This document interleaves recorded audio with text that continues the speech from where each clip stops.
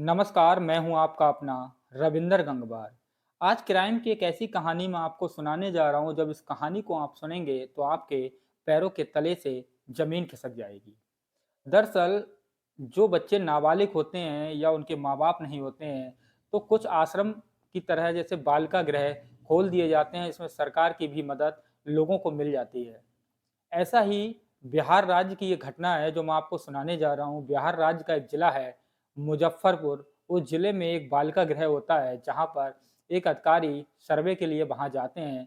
तो एक बच्ची से पूछते हैं, लगभग जो उसकी उम्र 12 वर्ष होती है। वो बताती है, वो अधिकारी महिला उस बच्ची से दोस्ती कर लेती है और बच्ची से पूछती है कि आप अपने यहाँ के हालचाल बताइए कि आखिर आपके यहाँ कैसा लगता है और कैसा हो रहा है।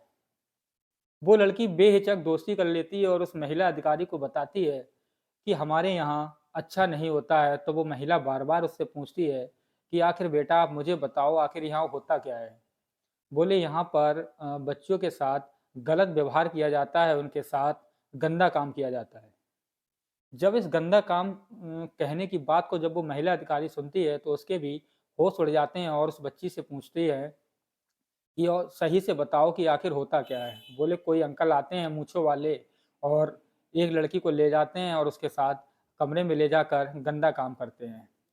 वो महिला धीरे-धीरे और पूछताछ करने लगती है और पूछती है कि आखिर और भी कुछ हुआ होगा। तो वो लड़की जो होती है, जो नाबालिग होती है, इस आश्रम में 7 साल से लेकर 15 साल तक की नाबालिग बच्चियाँ रहा करती थीं, जिनका पालन-पोषण इसी बालिका गृह में हुआ करता था। जब इस बच्ची की वो कहानी सुनती हैं तो वो भी हैरान हो जाती हैं। तो बच्ची बताती है कि एक बच्ची को उसके साथ गंदा काम किया गया और उसके साथ गंदा काम करने के बाद अगर वो मर जाती है तो उसे पीछे गड्ढा खोदकर गाड़ दिया जाता है।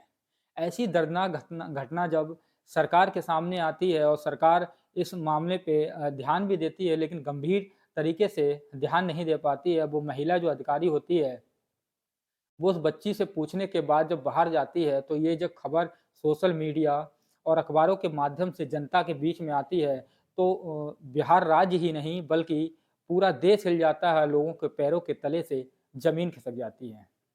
इस कहानी को मैं आगे आपको पूरी कहानी बताने जा रहा हूँ। जब इस कहानी को आप सुनेंगे तो और भी ज़्यादा हैरान हो जाएंगे।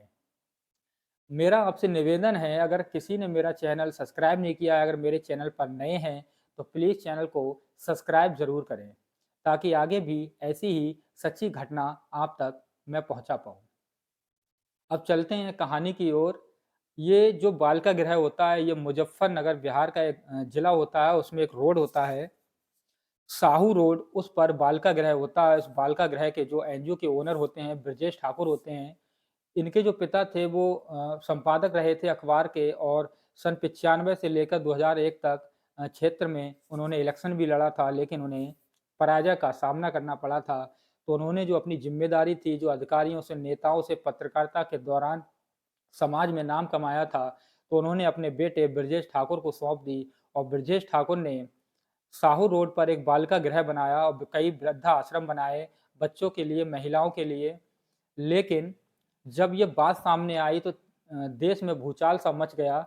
और जब मुंबई की एक संस्था थी जिसका नाम Tata institute of social science था, वहाँ की कुछ टीम बिहार राज्य में नवंबर 2017 में पहुँचती है। ये बात 2017 की है और इसमें जो कार्रवाई हुई 2020 में जाकर होती है। कैसे क्या होता है आगे मैं आपको बता रहा हूँ, आप ध्यान से सुनिए और अंत तक इस वीडियो को देखिए।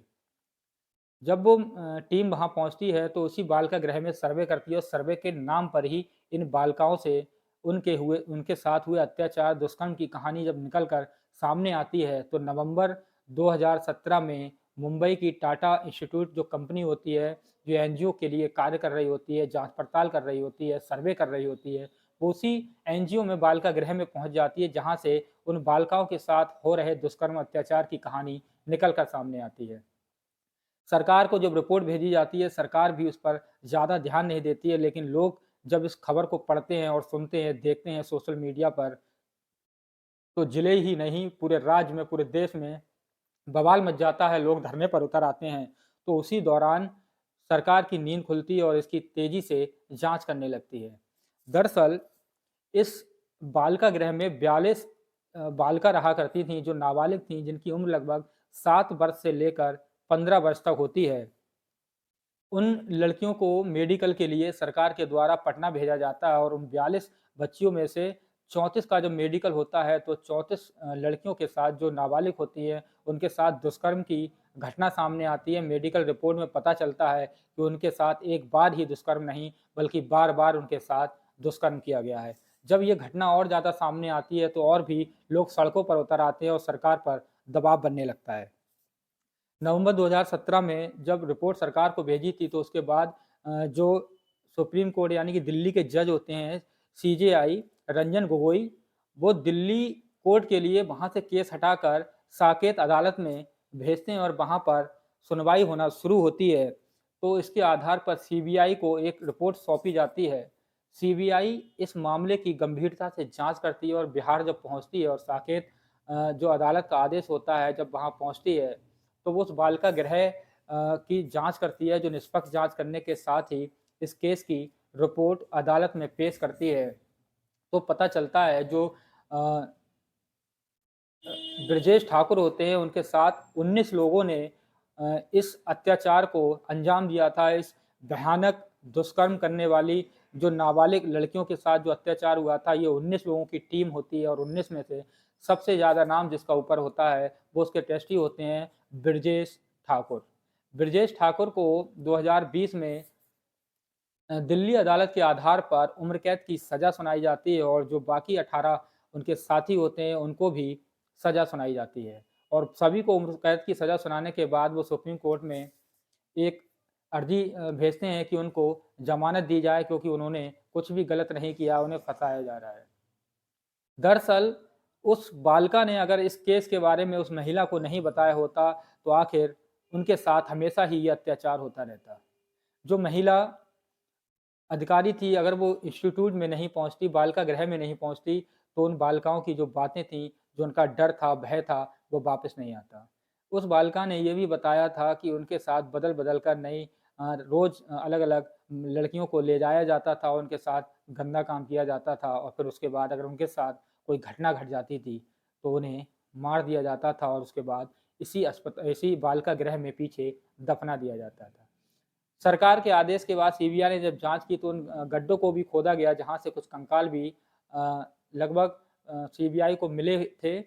उसी आधार पर जाँच रिपोर्ट में इन लोगों पर दोष साबित हो जाता है और सभी को उम्र कैद की सज़ा सुनाई जाती है।